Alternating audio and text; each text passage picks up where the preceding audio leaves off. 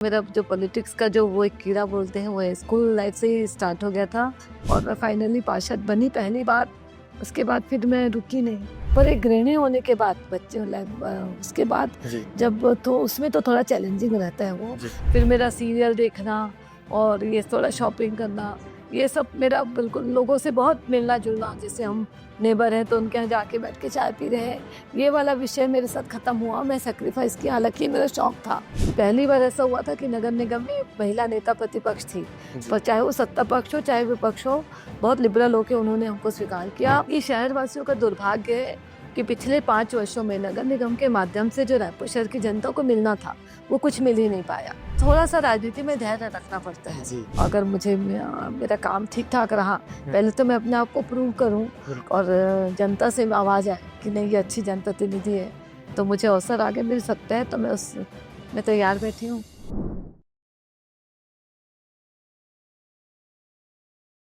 छत्तीसगढ़ की राजधानी रायपुर, 10 लाख से भी ज़्यादा आबादी, सेंट्रल इंडिया का सबसे तेज़ी से उभरता हुआ शहर। इस शहर का आने वाला भविष्य कैसा होगा, इसे चुनने के लिए जनता के बीच जो सबसे प्रबल दावेदार हैं, भारतीय जनता पार्टी की महापौर उम्मीदवार श्रीमती मीनल चौबे जी 3 बार की पार्षद रह चुकी हैं, वर्तमान में नेता प्रतिपक्ष हैं और बहुत ही प्रखर नेता हैं। आज हम उनसे रूबरू हो रहे हैं, मुलाकात कर रहे हैं और जानने की कोशिश करते हैं कि उनका राजनीति में कैसे आना हुआ, उनका बचपन कैसे बीता। इन सारी बातों से शुरुआत करते हैं और फिर जानते हैं मीनल जी के क्या विचार हैं रायपुर को लेकर। नमस्ते मैम। जी नमस्ते। सबसे पहले मैम बताइए, आपका जन्म कहाँ हुआ, आपकी पढ़ाई कैसी हुई, इन सब चीज़ों के बारे में। मैं रायपुर में ही मेरा बर्थ प्लेस है और रायपुर में मेरे पेरेंट्स रहते थे और मेरी प्रारंभिक शिक्षा भी यहीं से स्टार्ट हुई है। मैं रायपुर में पहले सालेम स्कूल में पढ़ती थी, उसके बाद फिर दानी स्कूल में मेरी पढ़ाई हुई है। और एक्चुअली देखेंगे तो मेरा जो पॉलिटिक्स का जो वो एक कीड़ा बोलते हैं वो स्कूल लाइफ से ही स्टार्ट हो गया था। जब मैं दानी स्कूल में पढ़ती थी तो मैं 9th में वहाँ मैं 4 बार इलेक्शन फाइट की, मतलब वो नॉमिनेटेड नहीं होते थे, वहाँ इलेक्शन होता था बाकायदा। और हमारे जो स्टूडेंट्स हैं वो अपने लीडर चुनते थे। तो मैं 9th में वहाँ सेक्रेटरी बनी, फिर 10th में इलेक्शन फाइट करके वाइस प्रेसिडेंट बनी, फिर 11th में प्रेसिडेंट बनी। फिर हमारा 10+2 था तो 12th भी मैं पढ़ी, तो 12th में भी मतलब प्रेसिडेंट बनी। तो 2 बार मैं स्कूल प्रेसिडेंट रही और वहाँ के जो टीचर्स थे उनका बहुत प्यार और स्नेह और मोटिवेशन मिला। मैं पढ़ती कम थी, मुझे ये सब में ज़्यादा इंटरेस्ट था, तो मुझे टीचर्स लोग बोलते रहते थे कि तू पढ़ाई कब करेगी, पढ़ाई कब करेगी, पर वो लोग बहुत प्यार दिए और इसलिए आज मैं यहाँ पे पहुंची हूँ। सबके मेरे शिक्षक शिक्षिकाओं का जो मोटिवेशन है, जो आशीर्वाद है, वो कहीं ना कहीं मुझे आज यहाँ तक पहुँचाया है। मैम अपने परिवार के बारे में बताइए, आपके माता पिता और फिर अभी आपका जो ससुराल है, इसके बारे में थोड़ा डिटेल। मैं ना 5 भाई बहनों में सबसे छोटी थी, तो मेरे से बड़े 4 भाई बहन थे, तो घर के प्रति जो थोड़ी मतलब जो मैं, हालांकि मैं लड़की थी, पर मैं मेरा नेचर जो बिहेवियर था वो मेरे भाइयों का जो मैं उनसे ही जैसे वो करते थे मैं वैसे ही चाहती थी। और सबसे छोटे रहो तो थोड़ा प्यार दुलार ज्यादा मिलता है, और मैं घर का कोई काम ज्यादा करती नहीं थी क्योंकि सब करने वाले ऊपर के थे। तो मेरा बचपना भी बहुत अच्छा ही बीता है, माँ पापा के साथ 4 भाई बहन का प्यार मुझे मिला है, तो सबके दुलार से मैं आगे बढ़ी। उसके बाद जब मैं साइंस कॉलेज में मेरा पढ़ी हूँ, कॉलेज मेरा विज्ञान महाविद्यालय रायपुर से हुआ, तो वहाँ भी मैं गर्ल्स रिप्रेजेंटेटिव थी, एक्चुअली वो को एजुकेशन कॉलेज था। फिर उसके बाद फिर मेरी शादी हो गई तो मैं थोड़ा एक्टिव पॉलिटिक्स से दूर हो गई। और फिर ये जो नगर निगम के मैं या हमारा जो जहाँ रेसिडेंस है वहाँ, यहाँ मेरे हस्बैंड बहुत काम करते थे, मतलब पब्लिक के लिए थोड़ा सा डिवोटेड थे, उनके साथ उनका सहयोग करते थे, उनके नेचर में है ये। तो हमारे यहाँ पानी वानी का बहुत इशू था उस समय, हमारे बस्तियां थी वहाँ पानी नहीं पहुंच पा रहा था, गर्मी में तो बहुत दिक्कत होती थी। तो ये बहुत सबको सहयोग करते थे और हमारे घर से एक मोटी पाइपलाइन बिछा के सबको पानी वगैरह देते थे। फिर नगर निगम एरिया में जब आया तो यहाँ पार्षद चुनाव होना था, तो फिर मेरे हस्बैंड पहली बार पार्षद का चुनाव लड़े और वो जीते और वो बहुत 5 साल अच्छा काम किए। और मैं फैमिली में बिजी थी, मेरे 2 बच्चे थे, 2 बच्चे, एक बेटी एक बेटा है मुझे, वो छोटे थे। फिर थोड़े समय बाद फिर 5 साल बाद जो ये एरिया है वो सामान्य महिला के लिए आरक्षित हो गया। तो फिर मेरी मैं बोली कि अब तुम 5 साल इतना काम किए हो, और पब्लिक की भी इच्छा थी कि हमारे मैं चुनाव लड़ूं, तो मेरे में थोड़ा पॉलिटिक्स तो था ही। तो मैं बोली कि मैं ही इसमें पार्षद चुनाव लड़ूंगी। आपको अवसर मिला और फिर हाँ, आपने उसे मुझे अवसर मिला और मैं फाइनली पार्षद बनी पहली बार। उसके बाद फिर मैं रुकी नहीं, मैं तीनों बार फिर लगातार 15 साल से अलग अलग एरिया, फिर ये वार्ड है वो आरक्षित हो गया। मतलब जनरल कैटेगरी के नहीं था, तो मैं पास के वार्ड में जहाँ जनरल कैटेगरी था वहां से मैं चुनाव लड़ी और मैं जीती, मैं काम करती थी, मतलब जनता का मुझ पे विश्वास था, इसलिए मैं लगातार 3 बार पार्षद का चुनाव जीती। मैम, आपका लंबा अनुभव रहा है राजनीति में, आपने तो स्टूडेंट लाइफ से ही राजनीति का अनुभव किया। एक महिला के लिए कितना चैलेंजिंग होता है राजनीति में अपने आप को एस्टेब्लिश करना, और क्या ऐसी दिक्कत है, चाहे वो छोटी से छोटी समस्या हो, जैसे मैम मैं देखता हूँ कि एक तरफा सिर्फ पुरुष ही पुरुष दिखाई पड़ते हैं, कोई रैली हो या कोई कुछ भी हो, तो अभी तो थोड़ा बहुत आने भी लगे। तो ऐसे सिचुएशन में आपने कैसे अपने आप को वहां पे एस्टेब्लिश किया, देखिए, उसके बारे में कुछ बताइए। स्टूडेंट्स लाइफ की पॉलिटिक्स बिल्कुल अलग रहती है, जी क्योंकि उसमें हमको घर की रिस्पॉन्सिबिलिटी नहीं रहती, जी हमको बस अपना पढ़ाई करना है और साथ साथ ये पॉलिटिक्स भी चलता है। पर एक गृहिणी होने के बाद बच्चे उसके बाद जी जब, तो उसमें तो थोड़ा चैलेंजिंग रहता है वो, जी कि आपको घर को भी मैनेज करना है और बाहर भी जिस आशा से जनता ने आपको चुना है तो उनकी आशाओं विश्वास का भी ध्यान देना है, तो वो थोड़ा चैलेंजिंग रहता है। तो मैं इसमें टाइम मैनेजमेंट की, उसमें मैं अपने लिए जो टाइम है, जो एक सिंपल एक वुमेन है, जो गृहिणी है, वो लोग अपना घर का काम करने के बाद फिर टीवी देख रहे हैं, सीरियल देख रहे हैं, लोगों से मिल रहे हैं, पड़ोसी के यहाँ बैठने जा रहे हैं, थोड़ा शॉपिंग कर रहे हैं, तो ये सब छोड़ना पड़ता है, मतलब कुछ पाने के लिए कुछ खोना पड़ता है। अपने हिस्से का समय हाँ, आपने वो समाज मैंने, को दे हाँ, दिया। वो मैंने पॉलिटिक्स को दिया। फिर मेरा सीरियल देखना और ये थोड़ा शॉपिंग करना, ये सब मेरा बिल्कुल, लोगों से बहुत मिलना जुलना, जैसे हम नेबर हैं तो उनके यहाँ जाके बैठ के चाय पी रहे हैं, ये वाला विषय मेरे साथ खत्म हुआ। मैं सेक्रीफाइस किया, हालांकि मेरा शौक था जी कि मैं लोगों से मिलूं, हम भी किटी पार्टी वगैरह करें, थोड़ा मस्ती करें, ये मेरा शौक था। पर जब मैं पॉलिटिक्स में आई तो मैंने अपना टाइम, फिर जो घर का टाइम है वो घर का रहा, मैं थोड़ा सेक्रीफाइस की। और मैं मतलब मैं नेक्स्ट डे के लिए प्लान करती थी, जो समय मुझे मिलता था उसमें मैं नेक्स्ट डे क्या करूंगी इसके लिए प्लान करती थी। तो थोड़ा सेक्रीफाइस तो करना पड़ता है, पर वो महिलाएं कर सकती हैं। अगर आपको बाहर निकल के कुछ करना है और अपने आप को आपको प्रूव करना है, तो वो महिलाएं ही ऐसी हैं जो घर बाहर दोनों काम कर सकती हैं, और वो मैं की कोशिश की।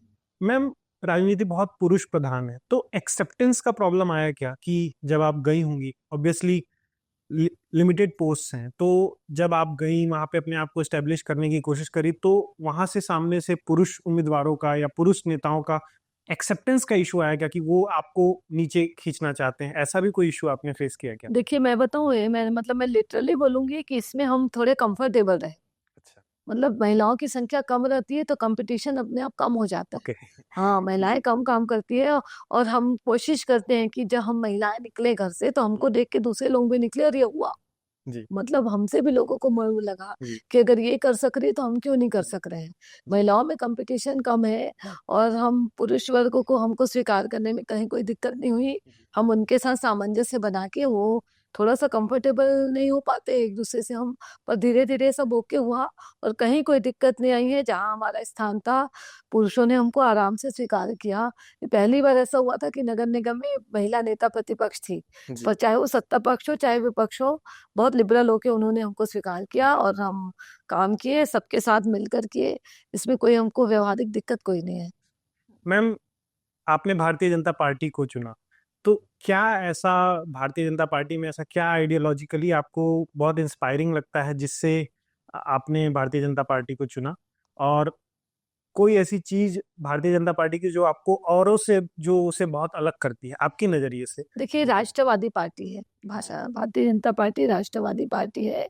इसमें व्यक्ति विशेष नहीं होता, इसमें हमारा देश विशेष होता है। देश के लिए हम काम करते हैं, देश की जनता के लिए काम करते हैं, और समाज के अंतिम पंक्ति के अंतिम व्यक्ति तक पहुंचना, ये हमारी पार्टी का मोटो है। और इसलिए भारतीय जनता पार्टी का कोई विकल्प नहीं है। भारतीय जनता पार्टी जो राष्ट्र के लिए करती है, वो बहुत सारी, मतलब मैं क्या बताऊं, इतनी सारी चीजें हैं मेरी पार्टी में, भारतीय जनता पार्टी में, कि वो उसमें शब्द नहीं। इसका भारतीय जनता पार्टी का कोई विकल्प नहीं है। मैं पूरे देश की जनता को सादर आमंत्रित करती हूँ वो हमारी पार्टी में आए और हमारी पार्टी की रीति नीति देखे, निश्चय ही सब उनसे प्रभावित होंगे। और फिर अभी तो हमारे प्रधानमंत्री नरेंद्र मोदी जी, उनका काम करने का तरीका, उन्होंने जो देश को जोड़ा है, देश के लोगों को जोड़ा है, जो उनकी सोच है और जो वर्किंग पॉलिसी है उनकी, वो सब बहुत ही प्रभावित करने वाले हैं। मैं इस विषय में निःशब्द हूँ। मेरी पार्टी मतलब मेरे पास शब्द नहीं है भारतीय जनता पार्टी के लिए। मैम एक सवाल मैं पार्टी के इतर आपसे जानना चाहता था कि अभी दोनों कैंडिडेट्स मेयर हैं, क्योंकि मेयर विमेन सीट है, तो as a women women mayor क्या ऐसी समस्याएं हैं जो आप सिर्फ आप ज्यादा बेहतर देख पाएंगी बजाय कि कोई मेल कैंडिडेट होता? तो मतलब मेल के लिए वो बिल्कुल सहज होता, वो नॉर्मली उसे इग्नोर कर देता, बट एक विमेन मेयर उसे बहुत गंभीरता से उसे समझेगी। ऐसे क्या मुद्दे हैं आपकी महिलाएं नजर से? थोड़ी सी सेंटिमेंटल होती है, थोड़ी इमोशनल होती है। जी, तो एक वुमेन है, अगर एक महिला होगी और महिलाओं के पास बहुत 10 तरह की समस्याएं रहती हैं, काम की समस्या है, परिवार की समस्या है, तो महिला है वो महिलाओं से अच्छे से शेयर कर सकती है। एक महिला पुरुष को नहीं बता सकती अच्छे से कि उसके घर में क्या चल रहा है, वो क्या क्या चीजों के लिए तरस रही है, क्या चीजें उसकी बेसिक उसके नीड क्या है जो नहीं मिल पा रहा है। और हम लोग थोड़ा सा मतलब महिलाएं, मैं अपने लिए भी बोल रही हूँ, मैं भी एक महिला हूँ, कि हम बहुत पुरुषों से हम बहुत कंफर्टेबल नहीं रहेंगे अपनी जो निजी बातें हैं उसको शेयर करने में। पर वो महिलाओं को महिलाओं पे विश्वास रहता है, जी, वो हमसे निजी बातें भी शेयर कर पाएंगी कि उनको क्या दिक्कतें आ रही हैं, उनको अपने परिवार में क्या दिक्कत आ रही है, अपने लोगों से क्या दिक्कत आ रही है। मुझे लगता है वो मुझसे आराम से शेयर करेंगी जैसे अभी तक करते आई हैं। और इसीलिए बहुत सारे महिलाओं का मुझ पर विश्वास रहा है और मुझे लगता है इसीलिए वो मुझे वोट भी किए होंगे। जी, एक ये विषय है। दूसरा जो विषय है, हम जो महिलाओं को जो बहुत दिक्कतें होती है जिस चीज के लिए, वो बहुत नीड है। देखिए हम लोग करोड़ों रुपए हम लोग प्रसाधन, घर और टॉयलेट्स, पब्लिक टॉयलेट्स के लिए हम लोग खर्च करते हैं। पर हम लोगों को एक प्रॉपर, ये सबकी समस्याएं रहती है, पॉश लोगों की, मतलब सभी वर्ग के लोगों की ये समस्याएं हैं। हम बाजार जाते हैं, हमको दिन भर काम करना रहता है और हमको एक प्रसाधन की सुविधा रहनी चाहिए। बिल्कुल, वो ना वुमेन्स है, वो मेंस को नहीं बता पाते, वो जी, समझ भी नहीं जी, पाते। उनके लिए ये बहुत आम बात, छोटी जी, बात है, मगर ये होनी चाहिए कि जी, स्पेसिफिक खासकर मार्केट एरिया में। जी, जैसे पिंक टॉयलेट्स का कॉन्सेप्ट हाँ, है मैम, वो मगर काफी उसका ना वो अच्छा भी है। कॉन्सेप्ट जी, सक्सेस नहीं हुआ। जी, वो जहाँ पे रहना चाहिए प्रॉपर, उसमें जो साफ सफाई है, जी, प्रॉपर जो उसका मेंटेनेंस है, जी, और प्रॉपर उसको जहाँ जहाँ बनना चाहिए, सिर्फ एक दो बनाने में नहीं होगा। बिल्कुल, हाँ, सब तरह के लोग हैं, पूरा एरिया रायपुर फैला हुआ है, जी, हाँ, सब तरह के लोग जाते हैं, तो सबके लिए ये सुविधा, ये बेसिक नीड्स है। जी, मतलब टॉयलेट्स है वो हमारा राइट्स है। बिल्कुल, और हम हाँ, दुनिया की दुकानों की, शॉप्स की बड़ी बड़ी अनुमति दे रहे हैं, जी, उसमें ये सुविधा होनी चाहिए। होने तो चाहिए। ये मैं, मेरा एक वो रहेगा कि हर एक निश्चित दूरी पे जी, ये फैसिलिटी रहे, ताकि किसी बहनों को ह्यूमिलेट मत होना पड़े। बिल्कुल, इससे मतलब ये ये एक इशू है जी, जो मैं समझ रही हूँ। अभी तक मैं बिल्कुल, 15 साल निगम में काम जी, किए हूँ, तो इसका मैं सॉल्यूशन नो जरूर डाउट। करने जो का जो प्रयास। मैंने सवाल पूछा वो बहुत आपने सही हाँ, उसे पकड़ा कि ये ऐसी चीज है जो एक इंसान आम बस बस तौर पे हाँ। इग्नोर कर देता है, बट आपके लिए बहुत जेन्युइन प्रॉब्लम हाँ, है। ये और मैं समझती हूँ इसको। मैम जैसे आप नेता प्रतिपक्ष रही, तो आपने पिछले कार्यकाल को देखा, उस समय पे राज्य सरकार भी कांग्रेस की थी और निगम में भी सरकार कांग्रेस की थी। तो आपका पिछले 5 सालों का एनालिसिस कैसा है कि शहर में आपके हिसाब से कैसा काम हुआ और किन चीजों में अभी लैग कर रहा है हमारा शहर? ये शहर वासियों का दुर्भाग्य है कि पिछले 5 वर्षों में नगर निगम के माध्यम से जो रायपुर शहर की जनता को मिलना था, वो कुछ मिल ही नहीं पाया। और ऐसी बात नहीं है कि हमको फंड की कमी थी, ये तो डबल इंजन की उनकी सरकार थी। जी, महापौर जो थे वो भी कांग्रेस के थे, प्रदेश में भी उनकी सरकार थी। जी, वो चाहते तो अपनी सरकार से राशि लेके कुछ अच्छा रायपुर के लिए कर सकते थे, जी, मगर कुछ भी नहीं हुआ। वो करना, इच्छा शक्ति ही नहीं थी, वो जी, किसी चीज की डिमांड ही नहीं की। न या मैं ये कह सकती हूँ कि कांग्रेस की सरकार ने अपने मेयर को सहयोग नहीं किया। दूसरी एक बात, और दूसरी बात, केंद्र की सरकार ने बिना भेदभाव के रायपुर नगर निगम को अच्छा खासा फंड दिया, उन फंडों का सही उपयोग नहीं हो पाया, सदुपयोग नहीं हो पाया। ये सब दिक्कतें आई हैं और आने वाले समय में हम ये सब ठीक करेंगे। मैम अगर आपकी सरकार बनती है तो ये डबल नहीं ट्रिपल इंजन की सरकार हो जाएगी। तो ऐसा रायपुर को शायद 15 सालों में पहला अवसर मिलेगा, और मुझे लगता है कि क्योंकि पहले केंद्र में सरकार नहीं होती थी बीजेपी की, तो ऐसा सुअवसर आपके अगर नजरिए से देखें तो पहली बार होगा रायपुर के लिए कि ट्रिपल इंजन की सरकार होगी। तो आपके एजेंडे में रायपुर के लिए क्या विजन है? टॉप 5 या 4 ऐसी चीजें जो आप, ग्रैंड चीजें जो रायपुर को देना चाहती हैं, वो हमारे सबसे पहले दर्शकों तो को। टॉप 3 रहेगा, जी, जो बेसिक नीड्स है और नगर निगम की जो मूलभूत जो आवश्यक जिम्मेदारी, जो जनता की जो 3 मूलभूत आवश्यकता होती है, बिजली और साफ स्वच्छ पेयजल और स्वच्छता, ये नगर निगम का ये मूल दायित्व है। बिल्कुल। इसी चीज के लिए जनता है वो टैक्स पे करती है और जी। जनता का ये तीनों चीजों पे अधिकार है। बिल्कुल। तो मेरी प्राथमिकता तो सबसे पहले यही रहेगी कि मैं ये बेसिक नीड्स जनता की पूरी करूं। और निसंदेह ये राजधानी है, तो राजधानी के अनुरूप यहाँ डेवलपमेंट होना चाहिए, बिल्कुल। अच्छा काम होना चाहिए। उसके बाद जो ये बेसिक नीड्स के बाद जो हमारा ट्रैफिक है, उसमें हमको बहुत दिक्कतें होती है। जहाँ हमको 10 मिनट लगना चाहिए आने जाने में, वहाँ हमको आधा घंटा लग जाता है। जी। तो ये बहुत सब इससे सब परेशान होते हैं जी। और सबके काम करने की क्षमता भी प्रभावित हो जाती है, क्योंकि रास्ते में वो इतने इरिटेट हो जाते हैं। तो मेरी प्राथमिकता रहेगी कि मैं इन सब चीज़ों को ठीक करूं, कि हम घर से बाहर निकल रहे हैं तो जो सुकून हमको घर में मिलता है वो सुकून हमको घर से बाहर निकलने पे भी मिले। जी। और चौथा, अगर महिला एक वुमेन महापौर बन रही है तो मेरे प्रयास रहेगा कि मैं महिलाओं को आगे लाऊं, महिलाओं को सशक्त करूं, महिलाओं तक पहुंचूं और उनको शिक्षित करने का प्रयास करूं और साक्षर बना के उनको उनका जो उनकी जो बेसिक नीड्स है जी। और उनको थोड़ा उनके रोजगार के लिए भी कुछ करूं। जी। ये मेरी प्राथमिकता है। जी। मैम, आपने पिछले 15-20 सालों में राजनीति को बहुत गहराई से देखा है, तो आने वाले जो नए लड़के लड़कियां हैं जो राजनीति में प्रवेश करना चाहते हैं, खास करके जो महिलाएं हैं, उनको आप क्या सलाह देना चाहेंगी या क्या एडवाइस देना चाहेंगी? वो देखिए, पहले एक रूमर था कि राजनीति महिलाओं के लिए अच्छी नहीं है।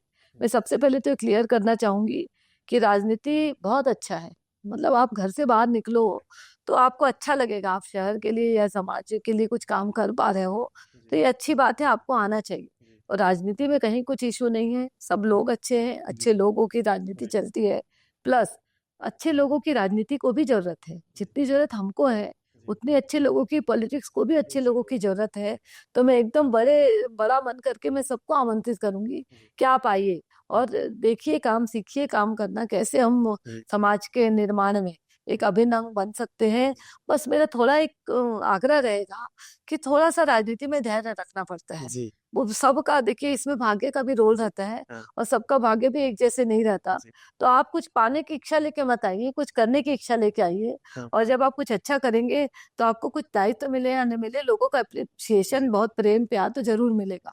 तो आप आइए, थोड़ा सा धैर्य के साथ आइए और पहले से प्रिपेयर होके आइए कि हमको इसमें धैर्य के साथ काम करना है। आपने भी काफी लंबा समय इसमें धैर्य से गुजारा।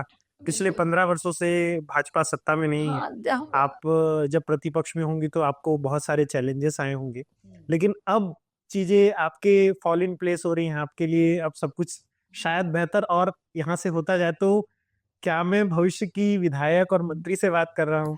देखिए, 15 साल में जब हम राजनीति करते हैं तो मतलब अनडाउटली इसमें महत्वाकांक्षाएं तो थोड़ी रहती हैं। लगातार हमारा 4 विधानसभा है, तो ऐसे लगता है कि हो सकता है एक विधानसभा अगर पार्टी करे तो एक महिला को अवसर मिल सकता है। तो हम भी लाइन में लगे रहे जी। और कोशिश करते रहे, हमारी पर नहीं होने से कोई दिक्कत नहीं है। हमने अवसर का इंतजार किया। पार्टी पे पूरा हमको भरोसा है, पार्टी संगठन पे भरोसा है, पार्टी के नेताओं पर भरोसा है और धैर्य रखे। इसलिए आज मैं ईमानदारी से काम की आखिरी तक। मैं नर्वस नहीं हुई, मैं काम अच्छे से करते रही और मेरी निष्ठा है, मेरा समर्पण है, जी। मेरी पार्टी पे रहा, मेरी पार्टी के प्रत्याशियों पे रहा, नेताओं पे रहा। इसलिए मैं आज यहाँ तक पहुंची हूँ। और अगर मैं ईमानदारी से काम करूंगी तो जो सबका सपना है वो आगे भी साकार जी। होगा, जैसे आप कह रहे हैं। जी। अगर मेरा काम ठीक ठाक रहा, हाँ। पहले तो मैं अपने आप को प्रूव करूं बिल्कुल। और जनता से आवाज आए कि नहीं, ये अच्छी जनप्रतिनिधि है, तो मुझे अवसर आगे मिल सकता है। तो मैं तैयार बैठी हूँ। मैम, एक मेरा प्रश्न आरक्षण को लेकर था कि जब महिलाओं के लिए आरक्षण की व्यवस्था पहले से है निगम में और ग्राम पंचायत में, इसके अलावा अभी 33% आरक्षण केंद्र सरकार ने विधानसभा और लोकसभा में भी किया है। तो ऐसी परिस्थिति में अ, आज भी हम देखते हैं कि पुरुष बैकएंड में हमेशा रहता है। बहुत सारी महिला कैंडिडेट आप भी देखेंगी तो आपके जो प्रतिद्वंदी है, मुख्य प्रतिद्वंदी, उनके पीछे एक पुरुष खड़ा है। आपके साथ ऐसा नहीं है। आप खुद में एक इंडिपेंडेंट नेता प्रतिपक्षी, जबकि वहां कोई आरक्षण की व्यवस्था नहीं है। तो इस पे आपका क्या टेक है? क्योंकि बीजेपी की भी कई जगह पे कैंडिडेट्स ऐसी होंगी जिनके पीछे पुरुष है।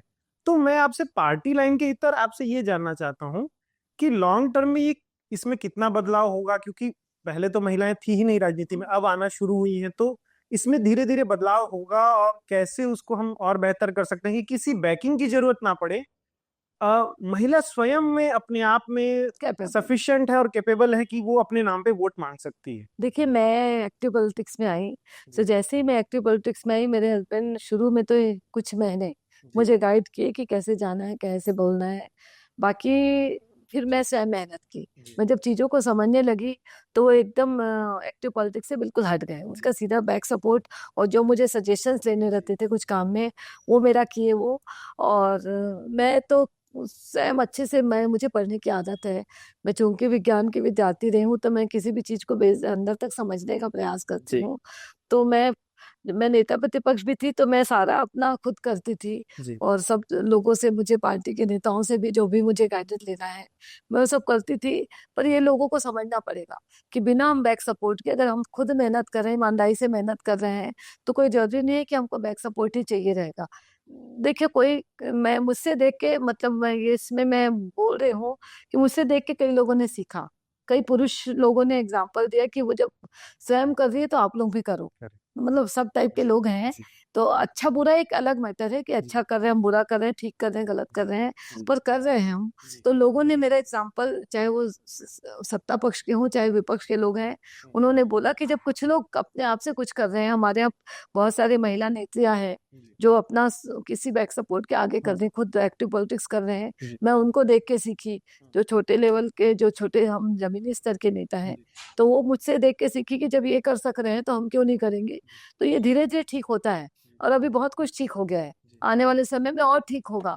आप देखना कि पूरे 50-50% पुरुष और महिलाएं रहेंगी, और महिलाएं स्वतंत्र होकर राजनीति करेंगी। कोई उनको मतलब इशू नहीं रहेगा कि पीछे से उनको कोई जरूरत है। और मैं तो स्वयं बता रही हूँ कि मैं तो अनारक्षित सीट पे चुनाव लड़ी हूँ। मतलब ऐसा नहीं कि लास्ट टाइम जो अभी मैं नेता प्रतिपक्ष थी, जी। वो मेरा सीट अनारक्षित था कि वुमेन्स है तो मुझे अवसर मिला, ऐसा नहीं जी। था। मेरी पार्टी ने मेरी वर्किंग देख के मुझ पर भरोसा किया था, और अनारक्षित जिसमें महिला पुरुष दोनों लड़ सकते हैं, उसमें महिला को अवसर दिया है।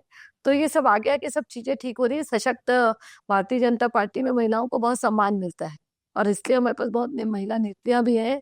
तो आने वाले समय में ये जो इशू है वो सब ठीक हो जाएगा। सब एक दूसरे को देख के सीखते हैं, मैं भी किसी को देख के सीखी हूँ। तो हो सकता है ये सब आगे चलते रहेगा और पॉजिटिव इसका परिणाम आएगा। जी मैम। मैम, रायपुर निगम ने कुछ बहुत अच्छे काम किए, जैसे कि नालंदा परिसर है या फिर मरीन ड्राइव है।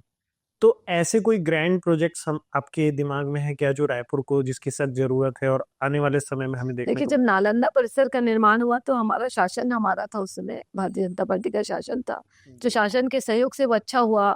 और कॉन्सेप्ट तो बहुत सारे हैं दिमाग में, पर देखिए मुझे क्या अवसर मिल रहा है और मैं क्या क्या कर पा रही हूँ पब्लिक के सपोर्ट के साथ, पब्लिक के सजेशन के साथ। रायपुर शहर को एक सुंदर रायपुर शहर, और जैसे लोग ड्रीम देखते हैं वैसा रायपुर शहर बनाने का मैं पूरा प्रयास करूंगी। आप नेता प्रतिपक्ष रही, नेता प्रतिपक्ष को शैडो मेयर भी कहा जाता है, मेयर की परछाई, और मेयर को हमेशा काम पे लगाने का काम उनका होता है। तो क्या आप एक्सप्लेन कर सकती हैं कि पिछले 5 सालों में आपका क्या वर्क रहा, मेन वर्क आपका क्या रहा? देखिए विपक्ष के नेता है वो एक्चुअली सत्ता पक्ष को आईना दिखाने का काम करते हैं। जी।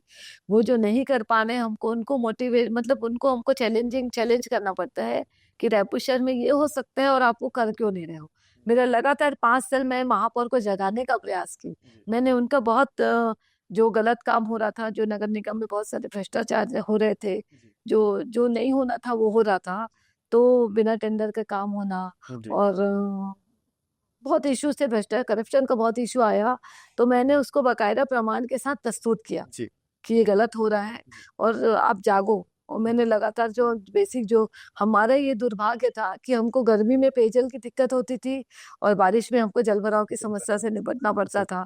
तो मैंने लगातार उनको दिखाया आईना कि ये जनता है, इस चीजों के लिए तरस। विपक्ष का काम ही यही होता है कि वो सत्ता पक्ष को आईना दिखाए कि आप कुछ कर ही नहीं रहे हो।